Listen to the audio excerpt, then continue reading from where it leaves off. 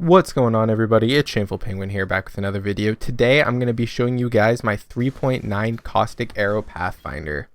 This build is the build I used for my league start, and I've continued with it since because it's been so strong and it was such a great leveling build, and I enjoyed it so much that I haven't made another build yet. I haven't done a Caustic Arrow build before this, but I've done a lot of research into all the popular Caustic Arrow builds. Majority of them seem to be not Pathfinder, but majority of them seem to be Trickster because of the huge damage bonuses.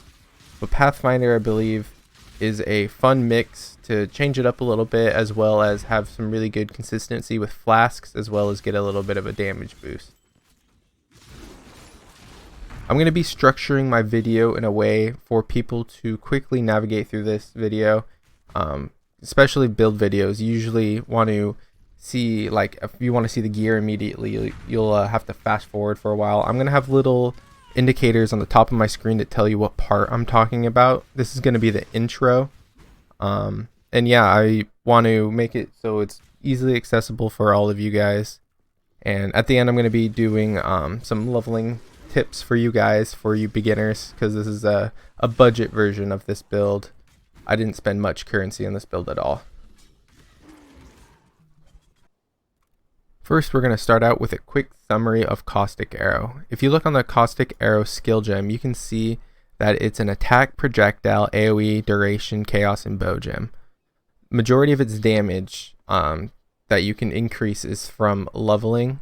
So I have, with this bow I have on now, it's level 23.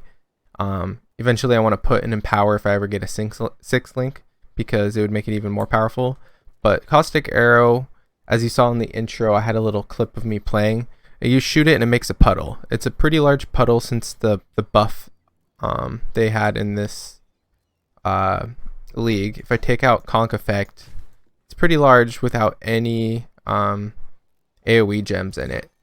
So it's a really good gem. It's really strong. And yeah, let's get into the gearing of this build. Alright, so the gear I use for this build is, first you're going to use a bow and quiver, because you have to use a bow on Caustic Arrow. For the bow, you want to look for plus level of socketed gems. On bows you can get +1 all socketed gems, so that affects every gem that's socketed in here. And then you get +2 on bow gems, so that's only going to affect your Caustic Arrow. But that's the most important thing, is plus levels on Caustic Arrow, because that's where you scale the most damage. It'd be nice if you can get +1 on other things. There might be another Elder bow where you can get another +1, but getting a +1 +2 bow wasn't too expensive. I paid a little more because mine had 12% attack speed, and an open suffix, I believe it was. Yeah, an open suffix. So I could, so I paid a little more for this one. I probably paid around 15C for this, which was pretty cheap. If you can get a +1 +2 in attack speed, try to leave an open prefix, because if you have an open prefix and you want to craft, you can craft chaos damage over time multiplier 31 to 35%, which would be a huge damage buff on the bow. But it's a prefix, and mine didn't have any prefix slots. I might slam an annul on it later on once I have a backup, but for now, I'm keeping this bow. Before, as you're leveling with this, you're gonna want just +1, because +1 is socketed gems. I believe the eye level can be pretty low. Other than that, just find one with attack speed and just life and res if you want. Now for the quiver, you're gonna want a penetrating quiver, because it pierces an additional target. With Caustic Arrow, we take advantage of it piercing the target. So it pierces with the projectile that I shoot. If you have no pierce, so I have a few piercing things. I have that, and then I have this on the passive tree, which we'll go over later. So it can pierce up to 3, which is very good. So if you have a bunch of enemies in front of you, pierce them and leave a puddle with each one it pierces. It makes, just for mapping to be more consistent. This isn't necessary, but it makes mapping much quicker and feel a lot nicer that you're not like running to a block of enemies and it's stopping immediately and not getting the guys in the back that you're trying to aim for. So yeah, just get a penetrating quiver, get a lot of life on it, and if you can get damage over time multiplier on it, it might be more expensive to find one with damage over time multiplier. But the main thing you're going to want is just high life and attack speed. I didn't get attack speed on mine because I went for the damage over time multiplier. But yeah, basically all your equipment, you're just going to want life and attack speed in general, and then a few specific things. So I'll go over the helmet next. The helmet, you're going to want just life and res and attack speed if you can. As for your enchantment on the helmet, you're just going to want some type of Caustic arrow enchantment, which might be a little more pricey, but if you can afford it, go for it. It'll increase your damage a lot.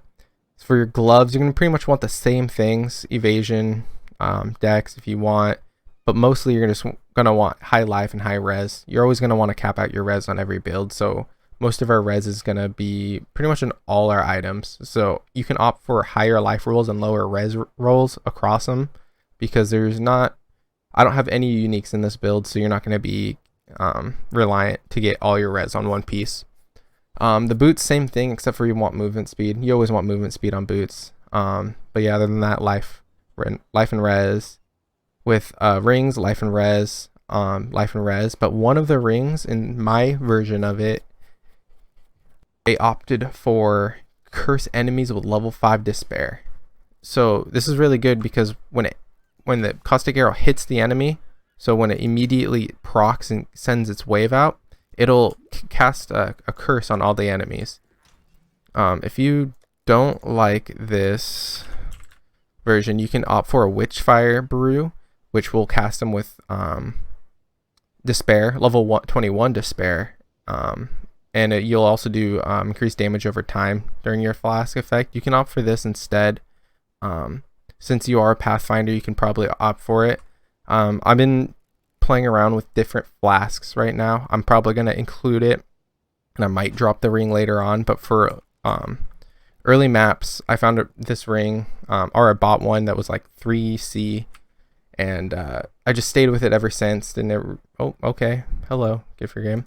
But yeah, so for the rings, and then the amulet, you just want life and res. I found one person selling high life amulet and some res with this corruption, and this version of the talisman, and I just bought it instead. It was 3C, so he was selling it for.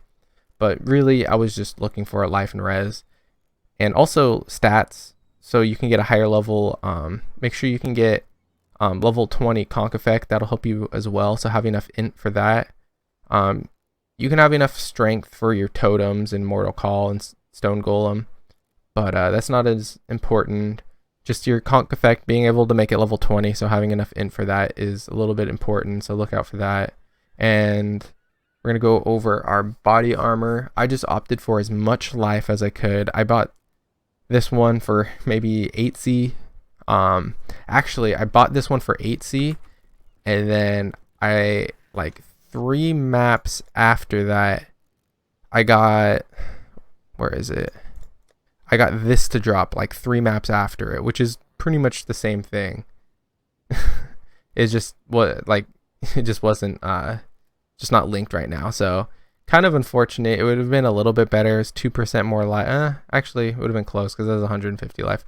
But yeah, anyways, just look for something with high life, a little bit of res, and that's all you're looking for on this. And your belt, you just look for high life. You can go for an abyssal belt. I'm probably going to be going for one later, Stygian Vice, so you can insert a abyssal jewel into there, so it would be a little higher, so you can get really high life and some res, because that's all you're looking for on this. You can get some chaos damage on here as well, so you can get a chaos damage belt, or you can do a Stygian Vice with, I don't know, maybe you can get chaos damage on that as well. But yeah, to continue with gear, we're going to be looking at our flasks, just general flasks. I went with silver for onslaught for a little bit of damage. Quicksilver, always have a quicksilver on me. I went for a staunching because we're evasion based. So if I hit our evasion, I have a staunching and stibnite.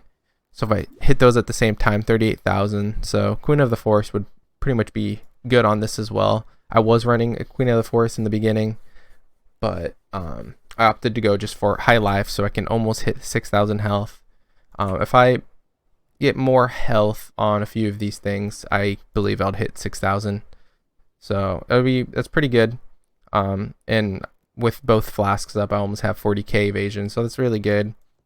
And then for the jewel I'm using, because that's technically, I see that as a piece of gear. Right now I'm going with a triple damaged roll, area projectile damage and chaos damage. But in general, just look for life, area damage, projectile damage, chaos damage, or damage over time. Now I'm going to be going over the gems. So for the gem links, as on a 5 link, you're going to want to do Caustic Arrow, and then the next most important is Void Manipulation, Vicious Projectile, Swift Affliction, and then Conk Effect as your 5th link. And then as a 6th link, you're going to want Empower, which I don't have yet. So I need to go buy one. So yeah, this is the links you're pretty much every build's going to be using for these. If you don't like Conk Effect for whatever reason, the area is pretty big with Conk Effect, you can see. If you don't like Conk Effect for whatever reason, you can go with you can go increased area of effect if you really want that big juicy area of effect, or you could go slower projectiles, but I recommend going Conk Effect because of the huge damage increase. The next, we'll go with another 5 link. This really isn't that important. I went with Toxic Rain, and I use it as a Mirage Archer. So when I'm running around on maps, you'll maybe see in the clip where I shoot my Toxic Rain real quick. And since Toxic Rain scales with a damage over time multiplier, with duration, AoE, everything that Caustic Arrow scales with, this scales with. It's all chaos and everything. So I decided to use Toxic Rain as well. And then I shoot it off, and then a Mirage Archer will shoot him off as I'm running around. It's a little bit of a damage increase. It's not necessary, but it's makes the damage dealing a little more fun because you can just shoot one Caustic Arrow and they'll sit there for like 3 seconds. So if you shoot that, you can shoot a few of these off, and then you can shoot another one just to keep it going for maximum DPS. Really not necessary, but I found it to be a smooth play style for bossing and sometimes mapping when I want to shoot my Toxic Rain out. Another option you can go for is you can do Toxic Rain totems. I believe it's in my POB of the links for it. It was decent, but I opted to go for Wither totems instead. Wither totems and spell totem, Wither, multiple totems, and faster casting. Instead of the Toxic Rain totems. These totems really help the boss DPS a lot. If you do spell totems or multiple totems, you can get two more, so you can have 3 total, which increases the wither, like stacks that stack on them quicker. Faster casting, because casting totems without faster casting is pretty slow, especially at first when everything's a low level. Faster casting just makes it a lot more smooth because you're like running around. You don't want it to take, see, I cancel it, so you don't want it to take too long. So faster casting just improves the quality of placing down your totems. The next 4 link is the Immortal Call, cast when damage taken, increased duration, and summon Stone Golem set. Basic defensive. You can go with Steel Skin as well. I was trying Steel Skin because most builds were using Steel Skin with cast when damage taken, but I like the old school Immortal Call for some reason. It just feels cleaner to me. I don't know if it's just because I've been using it all the time, but that's just a basic. I like cutting over my own words. Immortal Call is the basic version of it. You can go with Steel Skin if you feel free. And for my golem, I went for Summon Stone Golem just for the increased life gain. Very defensive, very good. And you cap them at a level, you cap them at the max level you feel good at. You don't want cast when damage taken to be too high of a level, or you'll have to take too much damage before it'll proc. So mine, after I take a 1200 damage, it will proc the Immortal Call. If you like it to be lower or higher, feel free to change the numbers, but I usually say mine around level 10, and then I make mine, I max out the Immortal Call and Stone Golem to the maximum requirement level. And last but not least is our utility. So we have Blink Arrow, faster attacks, very common in pretty much every ranger.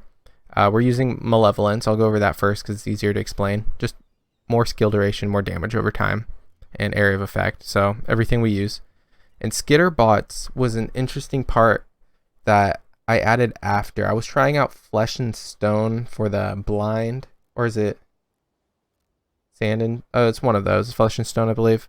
And it was alright, but I liked Skitter Bots because one of these little bots right here will freeze the guys, and one of them will chill, or one of them will chill, and one will shock. And shock, if you don't know,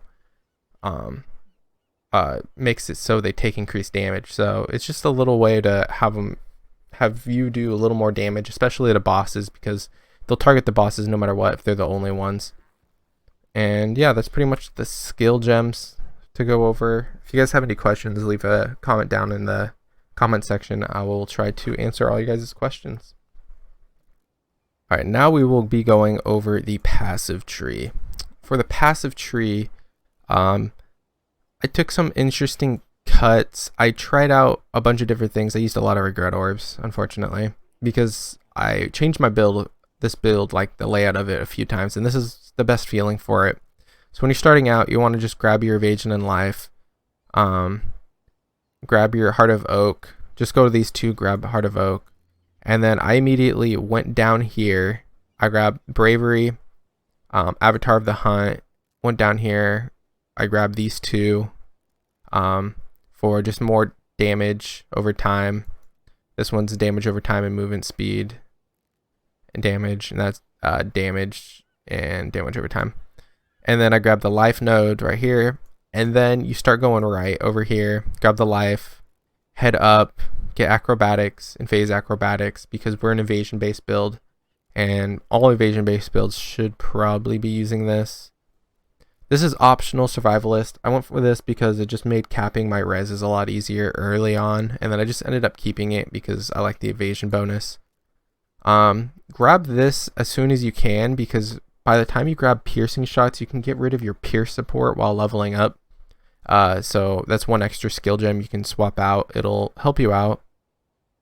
So once I did that, I went immediately left and I grabbed Revenge of the Hunted, just life and evasion, basic stuff. And then we get one of our strong nodes where you get chaos damage over time multiplier. If you don't know, chaos damage over time multiplier is one of the strongest things to scale on damage over time builds, because it's a multiplier, so it's more. So I recommend grabbing this. And then I went up and around, got some life, chaos damage, damage over time, and then I went up to grab this life node, and then I realized I was like, might as well grab this 20% life, or 20% more damage, and 10 dex and 10 int for just one more, for just one cost. So it wasn't too much out of the way. So if you notice, I'm skipping the mana nodes right here because you don't really need it early game. I mean, maybe you can take it if you're really falling off mana, but you're usually using a mana potion. Once you hit like Act 10 or start getting into maps, consider getting these two, because that's when you'll start using both Skitterbots and Malevolence at the same time. So you just use Malevolence until you feel good about your mana, then add on Skitterbots and try getting... This one's the better one to get because it's flash charges, but this one's also more consistent because it's 5 gain on kill. So I found this to just consistently, even if I'm spamming in a map, I'll always have my charges even though I have a little bit of mana. You can try out Dudrick Wright for increased flash charge gained and duration. I was using this one over Soul Siphon, but I found Soul Siphon to just be more consistent. And I also found it more consistent than Mana Flows. But this is all trial and error. And it was during at different stages of testing my build. So feel free to try it out yourself or just copy me. So then we go upwards and just grab these two along the way. It's more damage and evasion. We head up. We grab this more damage over time multiplier. This isn't the strong. It's more damage, but it's not as strong as the damage over time multiplier. It's just damage over time. Then we head up, grab more life, and then we hit our big node, which is more chaos damage over time multiplier on this big wheel. So our main damage dealers are this node and this node down here. This is where you're going to hit your biggest damage spikes. I would say over here as well, but look, it's too far away. You can, once I get enough oils, I'm going to use the blight mechanic to grab this node, probably put it on my ring or amulet or something. I haven't decided what I'm going to put it on. But grabbing this node as from the Blight League, where you can socket it with oils, I recommend using Corruption because that's a lot of damage, tons of damage. So yeah, anyways, kind of explained the pathing. So I went downwards and then I went right and up. Anything I want to explain? So I went down here other than through Fury Bolts because it was less travel, and this doesn't add too much DPS. It adds a little bit, so if you really want it, go for it. But I figured that I'd rather save 3 passive points for life rather than having a little bit of damage increase. So I'm level 90 now, so this is what your level 90 tree will somewhat look like. As for future levels, I'm going to be getting I can't speak. As for the future levels, I'm going to be getting these jewel sockets. This one is going to be my next go-to. Then I'm going to be getting this jewel socket right here. And or actually probably maybe this one as well next, because it's the smallest travel. And yeah, that's pretty much it. I'm just going to finish up my tree with getting jewel sockets, and then my build will pretty much be complete. Now let's jump into the Ascendancy. For the Ascendancy, we went with Pathfinder, obviously. You can also go with Trickster, you can go with Deadeye, you can go with Raider. They all have excellent reasons that I will go over later in this build. I'll explain all the things you can change. Macro, like macroly change, I guess. I don't know if macroly is even a word, honestly. But things you can change on a big scale. On a small scale, I already explained little things you can change. But yeah, as for Pathfinder, first thing you want to go for is Nature of Appraisal. Nature's Appraisal is your biggest damage buff in the game, or for Pathfinder. 30% chaos damage, and chaos have 50% increased AoE. The poison we don't take advantage of. We don't take advantage of the poison and caustic arrow. You can try it, but I figured just to ignore the fact that it poisons, or any poison build, or any poison damage in this build. Just because I wanted to scale chaos damage and damage over time as much as possible. Next, I would go for Nature's Adrenaline and Nature's Boon. Either one. Usually Nature's Adrenaline, then Nature's Boon, then Nature's Adrenaline. So Reprisal, Boon, Adrenaline is the order you're going to want to do. These two are going to make this build crazy consistent with flasks. You can spam them a lot more, so you can rely on them. You're really never going to feel like you run out while mapping. And then for the last spot, I went for Master Toxicist. Basically just for the tiny more damage, 10% more damage with attack skills. That's the only thing we get. We don't have any fizz conversion, doesn't apply to caustic arrow. We're not using virulence, and poison afflicts we don't use any of those except for the chaos damage. Unfortunately, there wasn't anything else too worthwhile because we don't do any elemental. So this was a bad node, and this was a bad node. This node you could go for if you wanted to have increased life recovery. We don't deal crits, so we don't take advantage of flask regen with crits, and removes bleeding, which is just meh. No, okay, you can it's kind of whatever. Just if you'd rather have 30% increased life recovery or 10% more chaos damage, that's basically the last node. Not too important. Kind of why the Pathfinder falls off a little bit compared to Trickster, because Trickster, all his nodes kind of help him out. And yeah, that's pretty much it for the Ascendancy. Oh yeah, also for the Bandits, you're going to kill all Bandits because you want that 2 extra passive nodes. Because Alira doesn't really help us. You can opt for Oak if you wanted to. Alira does give us the all res, but it's really not worth it. I would rather have 2 damage, and then you can mentally, if you're only using Alira for I think it's 12% all res or 15%, you can mentally socket it into these 2. This is your Alira instead for your +2. This gives us 3 all res and 8 all res plus 27 evasion, 1 max cold, and 3% chance to evade. I believe that's better than Alira. So this can be your Alira instead. So just go for kill all bandits and get the 2 extra passive nodes. Now I'm going to be going over the leveling process of this build.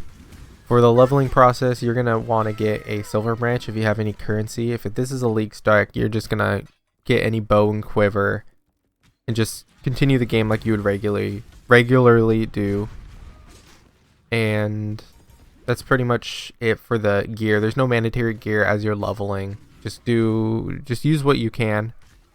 And I will go over the gems you will be getting for each act. So act 1, on screen, you're gonna pick up Caustic Arrow level 1 because you're a ranger, so you can get it right after you do the first quest and you get into the town. And you're gonna socket Pierce into that. Later in the act, you're gonna socket Void Manipulation, but you're gonna socket Onslaught into your 3rd link while you are starting out. You can pick up Toxic Rain if you feel like it with Mirage Archer and Void Manipulation as an additional 3 link if you want to do damage. If you don't want to, it's easily skippable. I recommend just using Caustic Arrow. Toxic Rain is a kind of a feeler move in the beginning. You're also in Act 1, you're going to pick up Blink Arrow, and you're going to use that. Act 2, you're going to socket faster attacks into your Blink Arrow. You're also going to pick up Summon Skitterbot. You can use it as an active, but it's not necessary because we're going to be using Malevolence later on. Caustic Arrow, you're going to pick up Vicious Projectiles. Get 2 of them if you want to socket it into Toxic Rain. Act 3 on Caustic Arrow. This is a time when you get Consecrated Effect. This is going to be a big damage increase if you can socket it instead of Pierce. But use Pierce until you get that node I mentioned earlier, and also use Swift Affliction. You get it in Act 3. Get an additional one if you want to use Toxic Rain. You're going to get faster attacks, and you're going to socket that with Blink Arrow. And you're also going to be able, since you're a ranger, you weren't able to get Totem Support, Faster Casting, or Wither earlier, and now you can from the library. So pick up Totem Support, Wither, and Faster Casting. This is going to be helping you out with your boss DPS. And pick up a Malevolence as well, and start using that as your aura instead of Skitterbots. Only socket Malevolence and Skitterbots together when you can deal with the mana reservation. And pick up an increased duration. Isn't necessary, but it's nice to level it up. By Act 4, not much has changed. You're going to pick up Castman Damage Taken, Stone Golem, and you're going to socket that with your increased duration. So you can have a Stone Golem for regen. You can pick any golem you feel necessary, but I found Stone Golem just to feel the nicest for extra regen. Cast some damage taken so we don't have to cast the golem. And you can also pick up multiple totem support. You can socket that with your Wither to get 2 additional totems, and you can cast 2 at a time. So you can have a max of 3 totems. And then by the time you get to Act 6, the only thing we're missing is an Immortal Call. You could also use a Steel Skin instead. I believe you get Steel Skin around act like 1. You get it in one of the earlier acts, so you can try out Steel Skin. I've talked about it before, but try out Steel Skin, see if you like it better. I'm gonna start trying it out. If not, use Immortal Call. It's damage, reduced damage taken for a short time, so increased duration helps out with that. And yeah, that's pretty much it for the leveling. Not too difficult. As for gear, you don't really need damage increased gear because Caustic Arrow can carry itself throughout majority of the game. So just look for things with life and res in general. And that's pretty much it for the leveling process. Now I'm going to be talking about things you can change in this build if there's parts you don't like the Ascendancy. If you don't like Pathfinder for any reason, you can try out, I recommend Trickster. That's the most generic version of this build. It does the most DPS. So if you're looking for something to do way more damage, try out Trickster. I know it does more damage. Other Ascendancies you can try out is Deadeye or Raider. Deadeye would be if you were to clear maps faster. You get the blink arrow cooldown reduction, you get movement speed because you get tailwind, you can get far shot, so a little more AoE as well. So yeah, Deadeye would be for primarily mapping. You don't get much of a damage increase. As for Raider, you would get a attack speed. You'd be onslaught and based off frenzy charges, so you would have higher attack speed. If you're gonna do Raider for any reason, I would recommend trying out Toxic Rain because Caustic Arrow doesn't really scale with attack speed for its damage, but Toxic Rain does. So if you're gonna go with Raider and you're considering Caustic Arrow, do primarily use Toxic Rain as your attack, and then you can use Caustic Arrow as additional DPS. Other than that, all the other changes would be very small and not worth mentioning. Just do whatever feels right in a build. You don't have to copy everything 100% in all builds. Do what you think is best if you know what you're doing. If you're brand new and don't know what you're doing, just copy exactly what the other person's doing, and if something's wrong, you might have missed some things. And feel free to ask questions if your build isn't feeling right. I'll try to help out in any way I can. That's pretty much it for the build guide. I wanted to thank you guys for checking out this video and staying around for the end. I appreciate the support on the build. Any comments, criticism, anything you have to change on this build, let me know. Take a look at it. It's always interesting to see different takes on builds because there's so many things you can do in this game. So yeah, thanks for checking out this video. Hope you guys like and subscribe, and I'll see you guys in the next video. Bye bye.